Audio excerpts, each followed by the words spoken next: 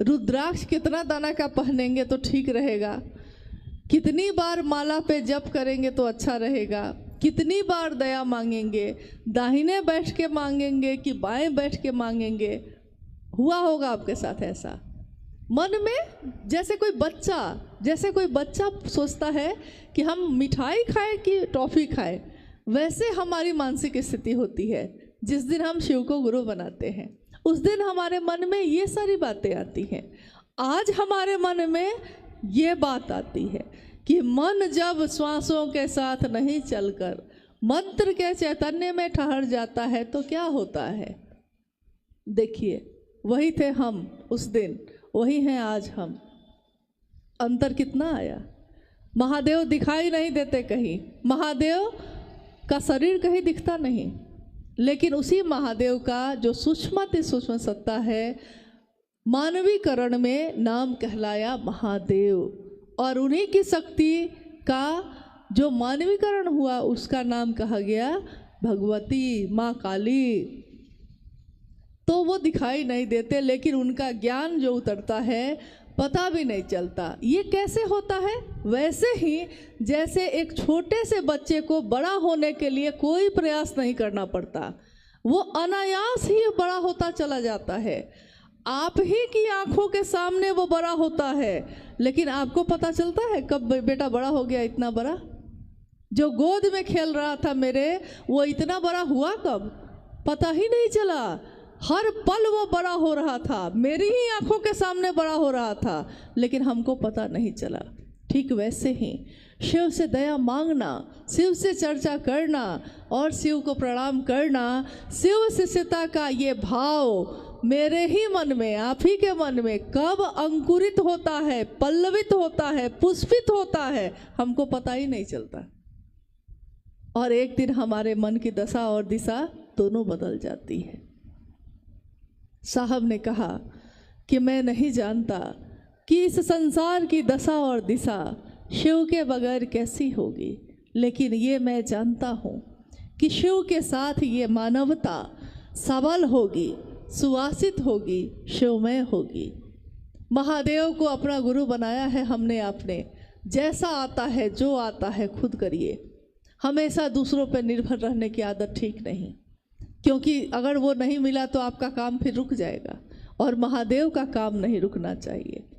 हम रहे ना रहे, आप रहे ना रहे, लेकिन महादेव की शिष्यता का दिया तो जलना चाहिए, हर घर में जलना चाहिए।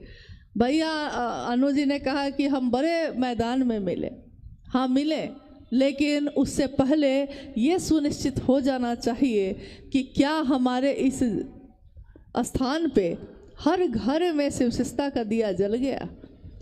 क्योंकि हर घर में अगर नहीं जला तो भीड़ इकट्ठी करने से कोई फायदा नहीं। अगर हर व्यक्ति शिव का शिष्य नहीं हो सका तो हंगामा खड़ा करने का कोई मतलब नहीं। भीड़ कभी भी व्याकरण नहीं होती इस बात की कि कितना बढ़िया कार्यक्रम हुआ। व्याकरण इस बात का है कि कितने लोगों में शिवशिष्टता उतरी। अगर 5 लोगों में भी उतर गई है तो वो 5 लोग काफ़ी हैं पूरे हिमाचल प्रदेश के लिए, पूरे पंजाब के लिए। हम लोग को आने की ज़रूरत नहीं पड़ेगी, हाँ मिलना जुलना होता रहेगा, लेकिन आप खुद सक्षम हैं। इसलिए अपने अंदर की ताकत को पहचानिए। महादेव ने आपको भी वही दिया है जो हम सबको दिया है। साहब ने यही चेहरा, यही बात, सर्वोत्तम पक्ष जो है हमारा आपका दिखाया। उन्होंने कहा कि गुरु अपने शिष्य के सर्वोत्तम पक्ष को उजागर करते हैं। इतना ही नहीं कहा उन्होंने कहा कि गुरु अपने शिष्य के सर्वोत्तम पक्ष को उजागर करते हैं, और उजागर कर छोड़ नहीं देते हैं। उजागर करके परमात्मा से उसका ऐक्य सुनिश्चित करते हैं, परमात्मा से मिलाने तक की जिम्मेदारी वहन करते हैं। सिर्फ ऐसा करके छोड़ नहीं देते। जैसे डॉक्टर अगर कैंसर हो जाए और हम जाएं और डॉक्टर को कहें कि इलाज कर दीजिए सिर्फ, तो डॉक्टर वो जो पूरा कैंसर ठीक कर दे, डॉक्टर वो नहीं जो सिर्फ दवा दे के बीमारी को दबाए रखे। डॉक्टर सही में वो जो बीमारी को जड़ से ख़त्म कर दे। मास्टर वो जो विद्यार्थी को पास करा दे, मास्टर वो नहीं कि पढ़ा तो रहा है और विद्यार्थी फेल कर गया, क्या फायदा हुआ। तो गुरु यानी शिव अपने शिष्य के सर्वोत्तम पक्ष, एक इंसान का, एक मानव का सबसे सुंदर पक्ष क्या होता है, उसका सबसे सुंदर पक्ष होता है शिव होना। क्योंकि और पक्ष तो है हमारे जीवन में। किसी से पूछिए कि आप क्या करते हैं तो आप क्या कहिएगा। आपसे कोई पूछे कि आप क्या करते हैं, आप क्या कहिएगा। आप कहिएगा कि हम भूजा बेचते हैं, हम अखरोट बेचते हैं, हम काजू बेचते हैं, हम सेब बेचते हैं, हम किसान हैं, हम मास्टर हैं, सरकारी नौकरी है, कुछ तो कहिएगा ना, यही कहिएगा। जिस दिन आकाशवाणी हुई थी और आवाज़ ने पूछा था साहब श्री हरिनानंद जी से कि तुम क्या करते हो, उन्होंने कहा था मैं शिव का शिष्य बनाता हूँ। और लौकिक जीवन में उस समय वो डिप्टी कलेक्टर थे, लेकिन उनके मुंह से ये नहीं निकला कि मैं डिप्टी कलेक्टर हूँ, उनके मुंह से ये निकला कि मैं शिव शिष्य बनाता हूँ। कौन भारी था उनके मन पे?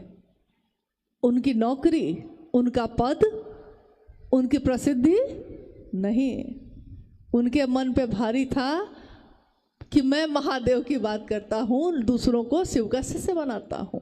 लेकिन तुम जो करते हो दूसरों को करने के लिए नहीं कह रहे हो, आवाज़ ने फिर से कहा।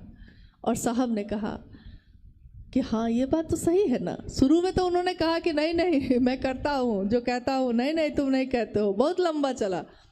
लेकिन ये तो हुआ ना कि जो वो करते थे वही उन्होंने हमको आपको करने के लिए कहा। आप ये मत सोचिएगा कि हम क्या कर सकेंगे, हमको क्या आता है। सिर्फ उनकी बात पे भरोसा करिए, जो उन्होंने कहा है उतना ही भर करिए, उससे ज़्यादा कुछ करने की ज़रूरत नहीं। शिव की शिष्यता में इससे ज़्यादा कुछ करने की ज़रूरत नहीं। बस आप इतना भर करिए कि भैया हमको जो आता है सो मैंने आपको बताया, आप भी दूसरे को कहिएगा।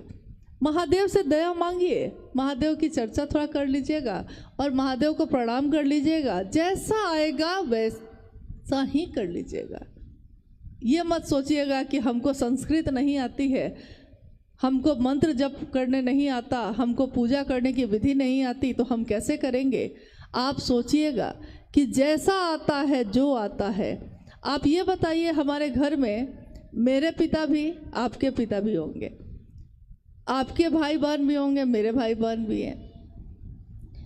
जिसके घर में जिसको जैसा खाना बनाने आता है वैसा ही ना बनाते हैं आप रोज़ पड़ोसी को बुला के लाते हैं उसके लिए कि मेरे घर के लोगों के लिए तुम खाना बना दो। ऐसा करते हैं हम लोग? नहीं करते हैं।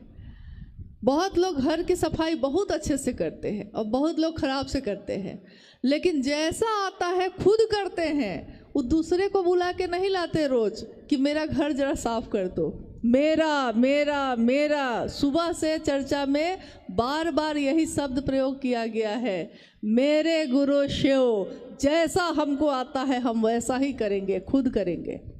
चर्चा करने नहीं आती है तो तीनों सूत्र बोल के उतर जाएंगे। एक दिन तो आएगा, कुछ तो आएगा, जो मेरे मन में आएगा महादेव के लिए हम वही बात बोलेंगे।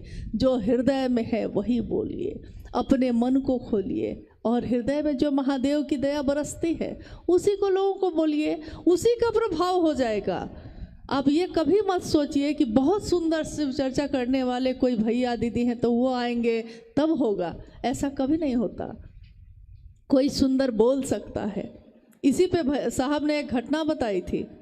उन्होंने कहा था कि एक मास्टर जो पढ़ा रहा था क्लास में, इंजीनियरिंग का कॉलेज था और वो क्लास कर रहा था। साहब ने कहा कि मैंने बाहर से देखा उसको बोर्ड पे पढ़ाते हुए कि गाड़ी जो है चलती कैसे है, गाड़ी कैसे चलती है, इसको वो पढ़ा रहा है। लेकिन जब वो बाहर आया तो साहब ने कहा कि आप तो गाड़ी कब से चला रहे हैं? तो उसने कहा कि मैं गाड़ी तो कभी मैंने चलाया नहीं। तो साहब ने कहा कि आपने इतना सुंदर बताया है, एक एक चीज़ के लिए बताया है कि गाड़ी कैसे चलती है, इंजन कैसे काम करता है, पैडल कैसे मारते हैं, ब्रेक कैसे मारते हैं, आपने सब बताया। तब आप कैसे ये कह रहे हैं कि आपको गाड़ी चलाने नहीं आती? उन्होंने कहा मैं पढ़ाता हूँ लेकिन चलाता नहीं हूँ। तो साहब ने उस दिन कहा कि उस घटना के बाद मैंने सीखा कि कोई ज़रूरी नहीं है कि कोई शिव चर्चा बहुत सुंदर करता है तो वो शिव का शिष्य भी होगा। हो सकता है वो सिखाता होगा अच्छा, लेकिन सीखता नहीं होगा अच्छा, ये हो सकता है। इसलिए कभी भी इस बात के भरोसे बहुत नहीं रहना है हम लोग को कि कौन बहुत अच्छा बोलता है, कौन बहुत अच्छा, जैसा आता है हम खुद करेंगे। तो आज के इस कार्यक्रम में आप सबों से ये वादा लेना चाहते हैं, अगर आप दे सकते हैं तो। साहब ने कभी कुछ नहीं मांगा किसी से, अपने पूरे जीवन में पान की एक खिल्ली भी नहीं खाई, और मांगा भी तो क्या मांगा, मांगा कहा कि अगर मुझको दे सकते हो तो एक शिव का शिष्य देना। शिव शिष्यता की घोषणा जहाँ भी होती है साहब की उपस्थिति वहाँ होती ही होती है, क्योंकि शिव की शिष्यता में उनके प्राण बसते हैं। हमारे साहब ने हम सबके जीवन की दशा और दिशा को बदल दिया। हम उनको कुछ नहीं दे सके, हमारे पास कुछ नहीं था, हम क्या दे सकते थे, लेकिन उन्होंने जो करुणा बरसाई है उस करुणा का कोई हिसाब नहीं। माँ की ममता का कोई कर्ज नहीं उतारा जा सकता, और शिव की शिष्यता का दान जिसने दिया हो उसके बदले में शिव का ही दान दे दिया। उसके बदले में हम लोग उनको क्या दे सके? कुछ भी नहीं। हम अगर सोचते हैं कि वो शरीर में होते तो ऐसा होता कि सब ठीक होता, नहीं। शरीर में रहने पे भी जो गड़बड़ थे उस समय भी गड़बड़ थे, आज भी हैं। जो सही थे उस समय भी सही थे, आज भी हैं और हमेशा रहेंगे। शिव के शिष्यता की मूल धारा हमेशा पावन है, पावन ही रहेगी। रास्ते की गंदगियाँ उसमें शामिल होंगी, लेकिन उन गंदगियों से इस पावन मूल धारा पे कोई प्रभाव नहीं पड़ेगा। शिव कैसे से अपने साहब और दीदी की उंगली थामे, अपने साहब और दीदी के संकल्प को बार बार याद करते हुए अपने गुरु शिव की महिमा का गान अपने इस जीवन में पल प्रतिपल करते ही रहेंगे। चाहे वो किसी भी स्थिति में होंगे, मजदूरी करते हुए, रिक्शा चलाते हुए, या बहुत बड़ी कंपनी के मालिक बन के भी, किसी भी स्थिति में जो शिव का शिष्य होगा वो अपने शिव के शिष्यता का प्रसार करता ही रहेगा। ये कभी बंद नहीं होगा, और किसी के लाख चाहने से भी ये कारवां अब कहाँ रुकना है। अकेले चले थे साहब, एक दिन लोग मिलते गए, कारवां बनता गया, और आज ये कारवां इतना बड़ा है कि जिसकी गिनती आप नहीं कर सकते।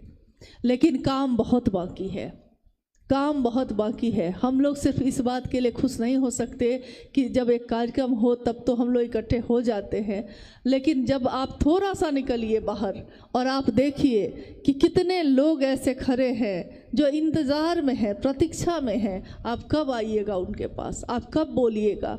हम अपने अपने चर्चा स्थलों पे, साप्ताहिक चर्चा स्थलों पे हर सप्ताह जाते हैं, 10 के 10 आदमी ही फिर से जाते हैं, उतनी ही बात करते हैं, लौट आते हैं। साप्ताहिक चर्चा स्थल साहब ने शुरू किया था जब, उनकी मंशा ये थी कि साप्ताहिक चर्चा स्थल पे सप्ताह में बाकी 6 दिन हम लोग जो नए लोगों को जोड़ेंगे उन लोगों को आने के लिए उसमें प्रेरित करेंगे, ताकि वो आए और ये संख्या बढ़ती चली जाएगी। 50 होंगे, 100 होंगे, 100 होंगे तो 2 जगह करिए, मतलब ये सिलसिला चले, इसके लिए उन्होंने शुरू की थी। 1 दिवसीय कार्यक्रम शुरू हुए, बहुत सारे हुए। जब 100-200 आदमी की घोषणा हो जाती तो साहब स्वयं जाते उस जगह पे। आज तो फिर भी हजारों में है, लेकिन आप ये सोचिए कि संख्या बढ़े, मतलब संख्या मतलब ये नहीं भीड़ बढ़े, संख्या बढ़े मतलब शिव शिष्यता बढ़े। भीड़ कभी भी व्याकरण नहीं होती किसी भी चीज़ का। शिव की शिष्यता उतरे लोगों में, इसके लिए झुकना है तो झुकिएगा। हम लोगों से भी कोई बात का दुख अगर आपको हुआ हो तो क्षमा करिएगा, अपना गुरु भाई, अपनी गुरु बहन समझकर।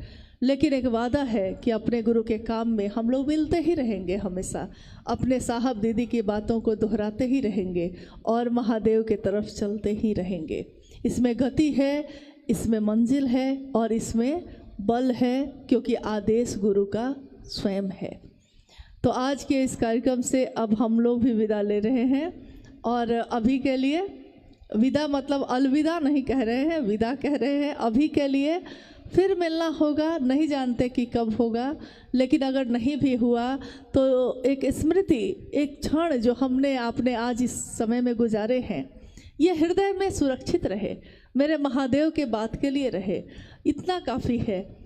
हम लोग अपने गुरु के राह में बढ़ते रहें, साहब दीदी के संकल्प को पूरा करते रहें, दुनिया शिवमय हो, हर जगह पे जगह जगह महादेव कोई बोल रहा हो और शिव का शिष्य बन रहा हो, ये दृश्य हमारी आंखों के सामने घटता रहे, हम भी उसके भागीदार बने रहे और साहब और दीदी उसके साक्षी बने रहें, शिव के गुरु स्वरूप की उपस्थिति उसमें मौजूद रहे। इतना इस जीवन के लिए क्या, कितने जीवन के लिए काफ़ी हैं। चलिए अपने गुरु शिव के चरणों में नमन करते हुए आज की इस जो शिव चर्चा आपने बहुत मेहनत से रखी है, क्योंकि एक कार्यक्रम एक दिन के लिए कुछ घंटों के लिए होता है, लोग उस क्षण को सिर्फ देखते हैं, इसके पीछे किसने कितनी मेहनत की है, कितने सालों की मेहनत रही होगी, कोई नहीं जानता। कौन यहाँ आया होगा, किसने ये बात बढ़ाई होगी, किसने ये किया होगा, ये भी कोई नहीं जानता। लेकिन साहब ने सबको ये अधिकार दिया कि हर व्यक्ति, चाहे वो किसी भी जाति धर्म का हो, किसी भी वर्ण संप्रदाय का हो, किसी भी प्रदेश का हो, शिव का शिष्य हो सकता है, परमात्मा पथ का पथिक हो सकता है। ये अधिकार आज तक हर व्यक्ति को संसार ने नहीं दिया था, ये हम सबको मिला, ये हमारा सौभाग्य है। आप में से, हम में से कितने लोगों ने शिव के शिष्य साहब हरिंदरानंद जी को इन आँखों से देखा है, सुना है। तो जो सुना है उनसे, जो देखा है उनमें, वो लोगों में बांटिए, ताकि शिव शिष्यता और बढ़े, शिव के गुरु स्वरूप की व्याप्ति जन जन में हो। इसी कामना के साथ कि ये कार्यक्रम जो आयोजित हुआ है, उसका जो मकसद है, जो उद्देश्य है, वो पूरा हो, अपने गुरु शिव के चरणों में प्रणाम करती हूँ और आप सभी के चरणों में भी मेरा नमन है।